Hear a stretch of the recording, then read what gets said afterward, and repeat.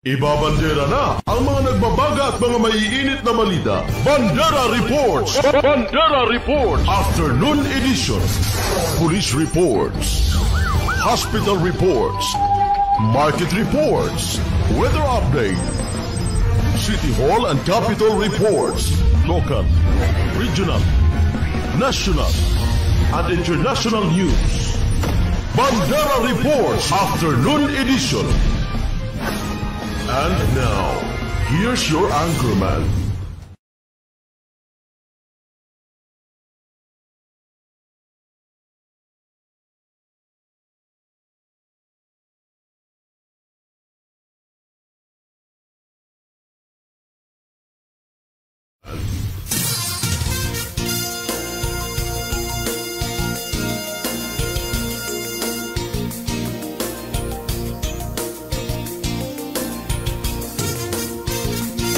Bandera Reports Afternoon Edition. Balitaan sa Radyo Bandera, Cotabato. Bandera Reports Afternoon Edition. Dating Pangulong Rodrigo Duterte muling tatakbong presidente kapag natanggal sa pwesto ang anak na si VP Sara Duterte dahil sa impeachment. Bandera Headlines. Kilalang motorcycle enthusiast mula sa Cotabato City binaril patay. Bandera Headlines. Lalaki biktima ng panibagong kaso ng pamamaril sa probinsya ng Maguindanao del Sur. Bandera Headlines. Mega Grand Mosque Complex sa Dato Abdullah Sangki Mangudadato, Maguindanao, sisimula na ang konstruksyon. Bandera Headlines. Groundbreaking ceremony pinangunahan ni Mayor Dato Lester Sinsuat para sa multi-purpose na handog ng alkalde sa Dalican Pilot School. Bandera Reports Afternoon Edition. Magandang gabi mga kabandera. Araw po tayo ngayon ng Lunes, ika-18 sa buwan ng Pebrero 2025. Napapanood sa inyong mga telebisyon sa Channel 4 at 33 ng Maguindanao Sky Cable at napapakinggan sa mga radyo sa 105.3 DXJNFM. Maging sa inyong mobile phones, mapapanood live na live sa Facebook page ng Bandera News TV Cotabato. Ako ang inyong tagapagbalita sa Vino Herberola at ito ang Bandera News TV Cotabato. Bandera Reports Afternoon Edition. Sa detalye ng ating mga balita. Isang Starex van lumiyab habang ito ay nakaparada sa parteng bahagi ng Attorney Willie Breno Street, Rosario Heights 7 sa lungsod ng Cotabato ngayong araw ng Lunes. Umabot sa 200,000 piso ang halaga ng danyos sa nasabing sunog. Inaalam pa ang dahilan ng pagkakasunog ng nasabing sasakyan.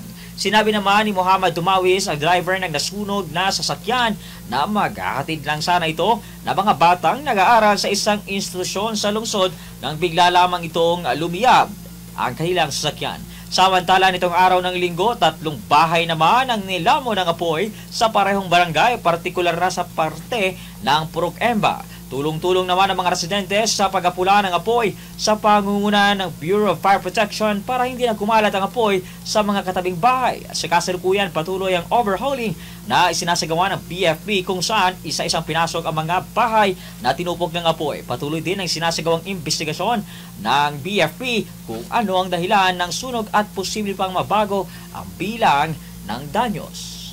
Bandera Reports Afternoon Edition. Samantala sa iba pang mga usapin, tatakbo umano muli si Pangulong Rodrigo Duterte sa pagka-presidente sa 2028 kapag natanggal sa pwesto ang kanyang anak na si Vice President Sara Duterte dahil sa impeachment. Ito ang inihayag ni dating House Speaker at Davao del Norte 1st District Representative Pantaleon Alvarez. Aniya, hindi saklaw ng konstitusyonal ban si Duterte dahil hindi ito re-electionist matapos na magpahinga sa politika sa kanyang termino noong 2022. Kaya kwalipikado pa ito para tumakbo sa kaparehas na posisyon.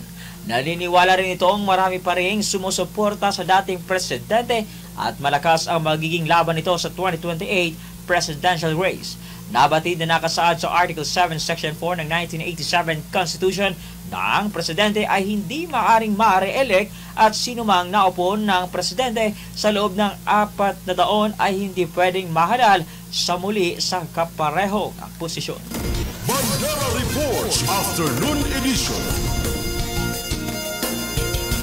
Samantala sa iba pang mga balita, arestado ng tracker team ng Cotabato City Police Station 2 ang isang babaeng may nagkabimbing kaso matapos silbihan ng arrest warrant sa Block 10, Notre Dame Village, Rosario Heights 8, lungsod ng Cotabato.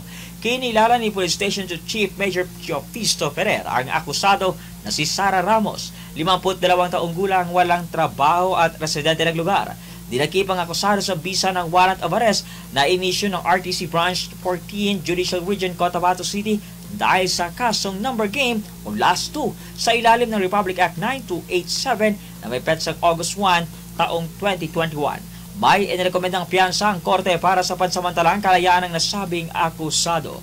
Kasalukuyang nasa Women Detention Facility na ang nasabing suspect sa Police Station 1 at hinihintay na lamang ang commitment order nito para ilipat sa Cotabato City Jail. Bandera Reports Afternoon Edition. Samantala sa iba pang mga usapin, patay na ng matagpuan ng mga kasamahan nito ang sikat o kilalang motorcycle enthusiast na si Boyet Lu mula sa Cotabato City noong araw ng Linggo sa bulubunduking bahagi o trail area ng Sitio Dungos, Barangay Awang sa Dato Udin Sinso at Maguindanao del Norte. Sa inisyal na investigasyon, binabaybay ng biktima ang nasabing lugar nang bigla na lamang itong pinagbabaril. Nagtamo ng tama ng bala sa ulo ang biktima mula sa M16 rifle dahilan ng agkarang pagkasawi nito. Sa ngayon, iniimbestigahan na ng kapulisan ng insidente upang matukoy ang suspect at motibo sa krimen. Bandera Reports Afternoon Edition. Kaugnay pa rin sa insidente ng pamamaril, lalaki panibagong biktima ng pamamaril sa probinsya ng Maguindanao del Sur. Magbabalita si Kabanderang Riza Kamid. Kabanderang Riza, ibandera mo. Bandera Live Report. Bagong insidente ng pamamaril na itala sa bayan ng Mamasapanong, Maguindanao del Sur ngayong umaga ng Lunes, February 17. Sa inisyal na impormasyon, kinilala ang biktima na si Alias Fahad, residente ng Barangay Barurao, Sultan sa Barongis, Maguindanao del Sur. Patuloy na iniimbestigahan ng PNP ang insidente upang matukoy ang suspect at ang motibo sa pamamaril. Mula dito sa Bandera News TV, Cotabato, Riza Kamid, Basta Balita. Ibandera mo. Bandera Reports Afternoon Edition. Samantala sa iba pang mga balita, patuloy ang konstruksyon ng Mega Grand Mosque Complex na matatagpuan sa bayan ng Abdullah Sangki, Maguindanao del Sur na kinabibilangan ng 3 malalaking dome area at isang malawak na open area sa gitna na hango sa disenyo ng Sheikh Zayed Grand Mosque sa Abu Dhabi, UAE. Napapaloob din sa Mega Grand Mosque Complex ang Islamic Academy Development Site, parks, fountain, bookstores, souvenir shop at dormitories. Inaasahan na matatapos ang nasabing konstruksyon sa taong 2025. Ngayong 2025, ang buong Mega Grand Mosque Complex na may inaasahan na konstruksyon sa loob ng 3 hanggang 5 taon. Ang proyekto ay personal na pinondohan ng pamilya ni former TESDA Secretary Suharto Teng Mangudadato. Bandera Reports Afternoon Edition. Samantala sa iba pang mga usapin, groundbreaking ceremony pinangunahan ni Mayor Dato Lester Sinsuat para sa multipurpose na handog ng alkalde sa Dalikan Pilot School. Magbabalita si Kabanderang Riza Kamid. Kabanderang Riza, ibandera mo. Bandera Live Report. Multipurpose building na ipapatayo sa Dalikan Pilot Elementary School, Dato din Sinsuat, Maguindanao del Norte. Formal nang magsisimula ang konstruksyon sa ginanap na groundbreaking ceremony. Pinangunahan ni Dato din Sinsuat, Maguindanao del Norte, Mayor Dato Lester Sinsuat, ang nasabing programa sa opisyal na pagsisimula ng konstruksyon ng nasabing infrastruktura. Ang nasabing proyekto ay may pondong 25 million pesos na handog ni Senator Sherwin Win Tinggatchalian sa mga mag-aaral ng Dalican Pilot School sa kanyang naipangako kay Mayor Lester Sinswat kung saan inaasahan na magtatapos ang konstruksyon sa loob ng 5 hanggang 7 buwan. Ayon sa alkalde, hindi lamang umano ito multipurpose building na ordinaryo, bagkus ito ay covered court, gymnasium at mayroon pa itong mga air-conditioned na mga rooms para sa mga mag-aaral at mga guro. Ito na sa ngayon ang ika-5 na multipurpose building na naipamahagi ni Mayor Dato Lester Sinswat sa kanyang nasasakupan sa Dato din Sinswat, Maguindanao del Norte. Lubos naman na nagpapasalamat si Hadja Aisa Abdul Karim Di Colano, ang school principal ng Dalican Pilot School sa handog na ito ni Mayor Dato Lester Sinswat at ni Senator Sherwin Gatchalian sa kanilang paaralan na siyang malaking tulong para sa mga mag-aaral. So ito na yung panglima na multipurpose building natin na nanggaling po kay Senator Win Gatchalian. Itong multipurpose, hindi lang multipurpose ito, hindi lang covered court, kundi gymnasium na nagkakalaga po ng 25 million pesos. Itong gymnasium na ito ay air condition ito siya. Baka magtaka kayo, dito ko po nilagay sa Dalican Pilot. Dahil po, nung ako'y elementary, dito akong nang-graduate, nung grade 6 ako, kaya po napili ko po dito ipapatayo yung pinakamalaking nakuha ko sa Senate of the Philippines kay Senator Sherwin Gatchalian po. Multipurpose building, Jom, kasi once na maghingi tayo, mag-request tayo, wala pong tinatawag na gymnasium, wala pong tinatawag na covered court, kundi MPB lahat. Dahil kung multipurpose building, pwede mo i-convert ng gymnasium, pwede mo i-convert ng covered court, at pwede mo din i-convert ng building po siya. So, kaya MPB ang tawag ko doon. According sa kanina, yung engineer na kinausap ko kanina, yung length niya is nasa 50 meters at yung width niya is nasa 25 meters. So napakalaki po. Hindi lang centralized na aircon siya, kundi may mga opisina po yan. May mga opisina, mayroong CR. CR po nito is male at saka female. At kung 25 million ang worth is napakaganda po siya. Kung 25 million. Dahil yung lahat ng groundbreaking po natin is worth 10 million, may 15 million. Ito po siya is 25 million pesos po. So ito na yung panglima na groundbreaking natin. So meron pa tayong 4 na hindi pa natin na groundbreaking. So patuloy pa yan next week. Meron naman tayong groundbreaking. At hindi lang po yun, kundi meron pa tayong susunod na 6 na multipurpose building naman. Yan po, ang implementation niya is nasa July, August po yan siya.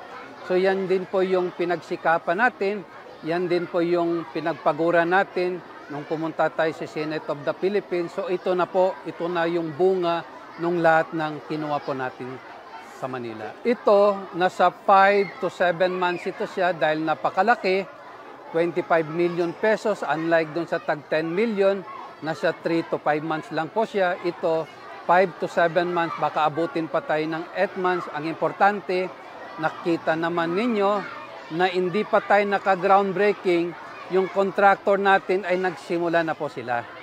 So yun ang good news doon. Ito naman is para ito sa public natin ito. Sa palagay ko, wala po itong election ban dahil ongoing po ito siya. Hindi po pwede na magkaroon ng election ban doon dahil ito, yung lahat ng mga infra na binigay po ng gobyerno sa atin, dapat within 3 to 5 months or within 5 to 7 months, matatapos po yan ng kontraktor yan.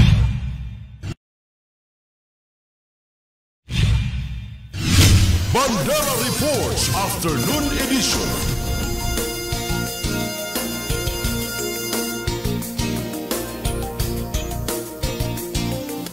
At yan ang kabuuan ng mga balita na aming nakalap mula dito sa News Center sa Bandera News TV, Cotabato ngayong araw ng Lunes, 18 sa buwan ng Pebrero 2025. Sa ngalan ng aming Presidente Estrelita Juliano.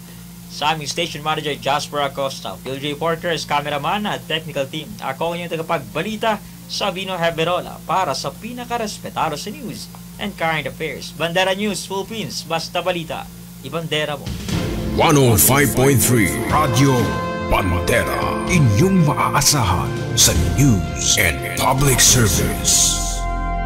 Ito ang bagong radyo ng sambayanang Pilipino. Radyo Bandera. Tahanan ng mga balitang totoo, musikang bago at may serbisyo publikong taos sa puso. 105.3 Radio Bandera. Iwawagayway ang bandera ng